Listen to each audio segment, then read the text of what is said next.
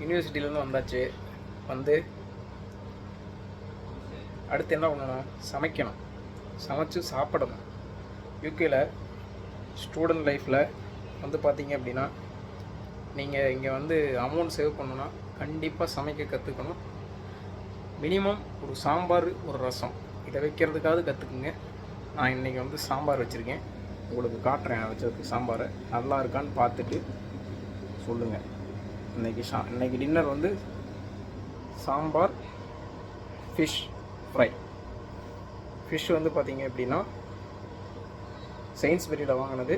இந்த மாதிரி ஒரு டின்னில் சும்மா ஒரு 2 ஸ்லைஸ் மத்தி மீன் இருக்கும். அது வந்து பார்த்திங்க அப்படின்னா 1.8 பவுண்ட்ஸ்.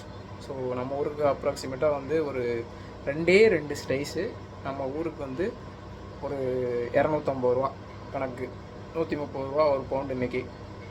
ஸோ அது வந்து ஒரு 2 டின், எனக்கு ஒரு டின், என் மாப்பிள்ளைக்கு ஒரு டின்.